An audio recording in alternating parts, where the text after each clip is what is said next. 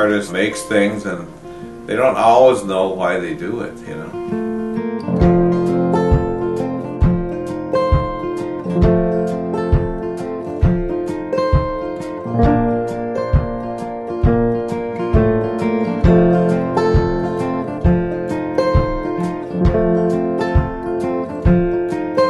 I did a lot of pottery in college. The first pottery, intro to pottery, was kind of boring. That's all they do is make a tile, cut it out a regular tile and design the tile and try and get that fired. And then we did a vase using the coil method with a template. So we just kind of built it up so the template would be the same as what you're trying to do with the coils. So it was rather boring.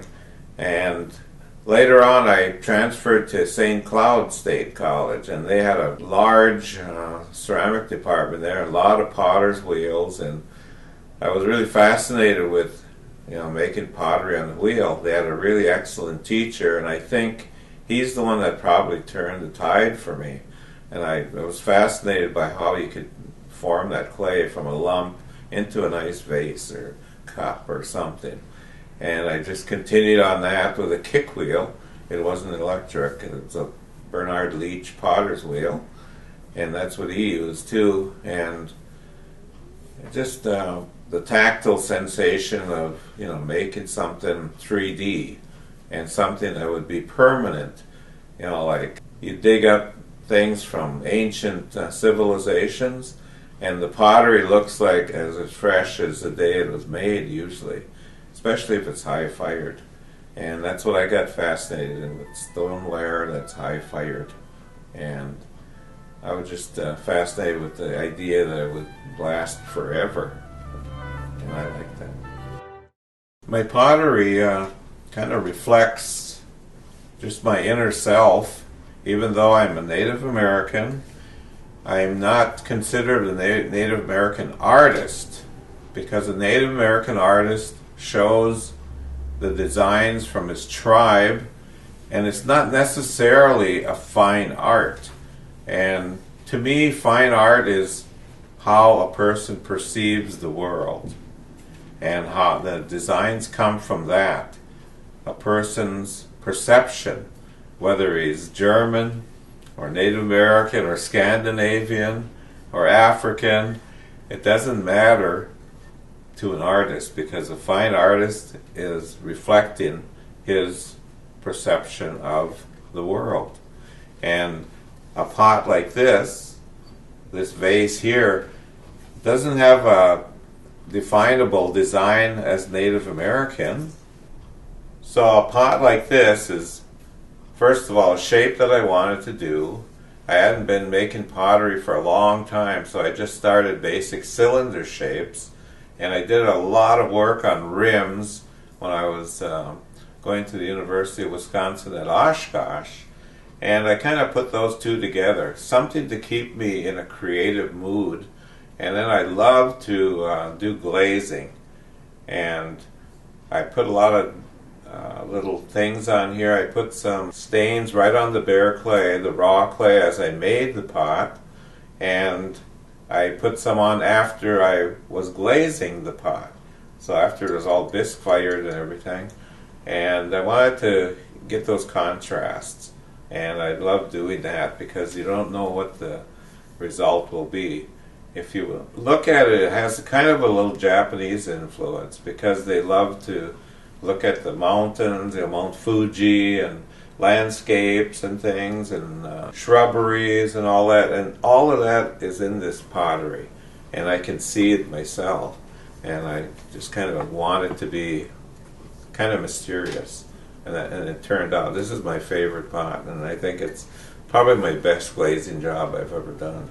So I'll show you just what I mean, kind of like misty looking hills and things, and kind of where there's brush and all that, but it's not made that way. It's just kind of something that you can imagine or meditate on. My approach is to keep a wide open mind, and whatever comes to me I kind of adopt and work it, and explore it and try to find something that attracted me to that idea. The pottery that I have in my hand now is made from a found object, and it's made out of porcelain, high-fired porcelain with a clear glaze. I took an impression of a fly swatter, and I have one, it's so perfect and blah that I put one design on here. It's a design, it's just a flaw it looks like, and it kind of relates back to the beading that the people do in our tribe. And they try to put one bead out of place just to show that we're not perfect, and only the Creator and the Great Spirit is perfect. And that's why we kind of acknowledge that we are just human beings and we're full of flaws. Here's another piece, one of those whimsical kind of things. To me it's a creative piece. I just made a cylinder again. I'm going to take the cylinder, I'm going to put a ping pong ball inside. I tied some wire on the ping pong ball. I put the wire through the side of a freshly made cylinder, and I knew that if I pulled it slow, it would pull the pottery apart and it would collapse. The top would even go down. So I pulled it really fast. I wanted to have this explosion kind of thing coming out of the pottery, and it's perfectly round from the ping pong ball. I just like doing things like that because the clay can do it, you know. You can't do it with steel or anything unless you use more powerful things like guns or something, or real explosives.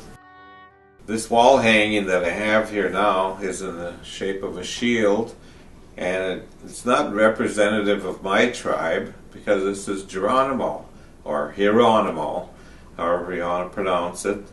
And it reminds me of my grandfather because he saw Geronimo and told me a little bit about seeing this man in person. So I had this connection with Geronimo because of who he was and what he stood for. And I kind of respect the way he lived. And I have these eagle feathers hanging from this because eagle feathers are real prized by our tribe and many tribes because of what they represent. I thought it was a good contrast to the circle here to go, into the circle also, and the moon and the sun and the earth right here, how they rotate, and they're a part of the earth, part of our lives.